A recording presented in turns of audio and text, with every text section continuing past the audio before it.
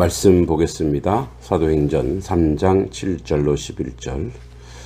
이 말을 하면서 베드로는 그 사람의 오른손을 잡아 일으켜 세웠습니다. 그러자 그 사람의 다리와 발목에 힘이 생겼습니다. 그 걷지 못하던 사람이 벌떡 일어나 걷기 시작하였습니다. 그는 두 사람과 함께 성전으로 들어가 걷기도 하고 껑충껑충 뛰기도 하면서 하나님을 찬양하였습니다.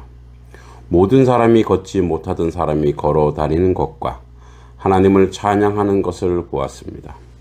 사람들은 그가 전부터 성전의 아름다운 문에 앉아 구걸하던 바로 그 사람이라는 것을 알고서 눈앞에서 벌어진 이 일로 인하여 크게 놀라며 이상하게 생각했습니다. 그 사람은 베드로와 요한을 꼭 붙들고는 놓아주질 않았습니다. 사람들이 모두 놀라 베드로와 요한을 보러 솔로몬 행각이라 부르는 곳으로 몰려들었습니다. 아멘. 7절에서 3장 7절에서 11절 말씀은 믿음으로 일어서는 삶이 무엇인지 우리에게 알려줍니다.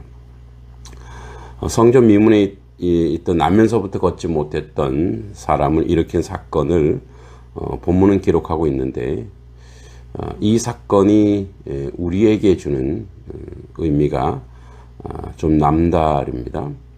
하나님의 구원이 우리의 삶 속에서 어떻게 나타나는지를 보여줍니다. 7절과 8절을 보면 오른손을 잡아 일으키니 발과 발목이 곧 힘을 얻고 뛰어서 걸으며 하나님을 찬송하며 성전으로 들어가니, 이 장면은 베드로가 나면서부터 걷지 못했던 사람에게 예수 그리스도의 이름으로 일어나 걸으라고 명령하며 시작합니다. 그 사람이 일어나기까지는 베드로의 믿음의 선언이 필요했고 이어지는 행동으로 그의 손을 잡아 일으킴으로써 하나님의 기적이 나타났습니다. 여기서 중요한 것은 예수 그리스도의 이름입니다. 베드로는 자신의 능력이나 힘으로 그 사람을 일으킨 것이 아니라 오직 예수 그리스도의 이름의 권세로 그를 치유했습니다. 예수님의 이름에는 죽은 자를 살리시고 병든 자를 치유하시며 죄인을 구원하시는 능력이 있습니다. 우리가 예수님의 이름을 믿고 그분의 능력을 신뢰할 때에 하나님께서 우리를 통해 일하십니다. 우리 삶 속에서도 우리는 영적으로 무기력하거나 넘어져 있을 때가 있습니다. 하지만 우리가 예수님의 이름을 의지할 때 그 이름의 능력이 우리를 다시 일으킬 것입니다. 하나님은 오늘도 우리 삶 속에서 일어나 걷게 하시고 새롭게 힘을 주시기를 원하십니다. 그러므로 우리는 예수 그리스도의 이름을 붙들고 그 이름 안에서 일어서는 믿음을 가져야 합니다. 8절에 하나님을 찬송하며 나가고 있는데 뛰어서 걸으며 하나님을 찬송하며 성전으로 들어갔다고 기록되었습니다. 그는 치유받은 후 즉시 하나님을 찬송하며 성전으로 나아갑니다. 이 장면이 우리에게 매우 중요한 영적 교훈을 줍니다. 얼마나 성전에 들어가고 싶었을까요? 평생을 이제 걷지 못하기 때문에 또는 육체적인 장애로 인해 성전에 들어가는 것을 박탈당했던 그 사람은 얼마나 간절했을까요? 이 사람이 치유된 후 바로 하나님의 성전을 사모하며 들어갔습니다.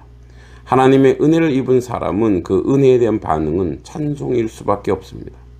우리 삶 속에서 하나님께 주신 은혜와 축복을 기억하고 그분을 찬양하는 것이 우리의 첫 번째 반응일 것입니다. 우리도 이 걷지 못하는 자와 동일하죠. 죄 속에서 살았고 죄인인데 우리를 구속해 주셨죠. 그러므로 주의 성전을 사모하며 주님을 찬송하는 것이 우리의 첫 번째 반응이어야 되는 거죠. 하나님께서 우리에게 주신 구원의 은혜와 그분의 신실하심을 기억할 때 우리는 마음 깊은 곳에서 찬송이 흘러나오게 되는 것입니다. 그는 성전으로 들어갑니다. 이는 하나님과의 교제를 상징합니다. 하나님께서 우리를 치유하시고 회복시키실 때에 우리는 그분과 깊은 관계로 나아갑니다. 단순히 하나님의 축복을 누리는 것에 그치는 것이 아니라 그분과 친밀한 교제를 통해 신앙이 더욱 깊어져야 합니다. 우리는 하나님을 경험할 때마다 더 가까이 나아가고 그분의 임재 속에서 살아가기를 결단합니다. 삶이 변화되었습니다. 9절과 10절에 모든 백성이 그 걷는 것과 하나님을 찬송함을 보고 자기들에게 구걸하던 사람인 줄 알고 그에게 일어나는 일을 심히 놀랍게 여기더라. 이 치유는 단지 개인적인 기적에 그치지 않고 모든 사람들이 그가 치유된 것을 보고 놀라워했습니다. 그가 나면서부터 걷지 못했던 사람이었기 때문에 그 변화는 더욱 강력한 증거가 되었습니다. 그를 통해 하나님의 능력이 드러났고 사람들은 하나님께서 행하신 일을 목격하게 됩니다. 우리의 삶 속에서도 하나님께 주시는 변화는 주변 사람들에게 증거가 됩니다. 우리가 예수 그리스도의 능력으로 변화된 삶을 살 때 우리의 삶은 그 자체로 하나님의 능력을 증언하는 도구가 됩니다. 우리의 말과 행동 그리고 변화된 모습은 하나님께서 일하시는 증거가 되어 사람들에게 복음의 능력을 보여줍니다. 하나님은 우리가 받은 은혜와 구원이 우리 개인만의 축복에 그치지 않고 이를 통해 다른 사람에게도 영향을 미치기를 원하십니다. 그러므로 우리는 우리의 변화된 삶을 통해 하나님의 영광을 나타내고 복음의 증거자가 되어야 됩니다. 11절에 이제 예수님을 붙들고 사는 삶이 되었습니다. 나은 사람이 베드로와 요한을 붙잡으니 모든 백성이 크게 놀라며 달려나가 솔로몬 행각이라 불리는 행각에 모이거늘. 치유받은 사람은 베드로와 요한을 붙잡고 그들과 함께 있기를 원했습니다. 그는 단지 육체적으로 치유된 것이 아니라 영적으로 변화되어 하나님의 사람들과 교제하고 싶었습니다. 이는 우리가 예수님과 관계에서 얼마나 중요한지 그 자세를 보여줍니다. 사실은 육체적인 회복과 구속은 영적인 회복과 구속으로 이어집니다. 그러므로 영육이 하나라는 거죠. 예수님의 능력을 체험한 후 그분을 붙들고 더 가까이 나아가야 합니다. 우리 신앙은 한순간 체험하는 감정적 변화에 그치는 것이 아니라 예수님을 붙들고 그분과 동행하는 지속적인 믿음의 삶을 살아가야 합니다. 우리의 신앙의 여정에서 중요한 것은 계속해서 예수님과 함께 하는 삶입니다. 치유받은 사람이 베드로와 요한을 붙잡았듯이 우리도 매일매일 예수 그리스도를 붙들고 그분의 말씀과 기도를 통해 그분과 동행해야 합니다. 예수님은 우리가 언제나 의지하고 따라야 될 분입니다. 이 사건을 통해서 우리는 이들의 기적은 기적이 아니라 이들의 기적은 주변 모든 사람의 구원의 역사를 이룬 하나님의 뜻입니다. 그래서 찬송의 역사와 믿음의 역사가 드러난 것입니다. 오늘도 주님과 동행하여 그 놀라운 역사를 우리의 삶 속에, 인생 속에 드러내길 기도합니다.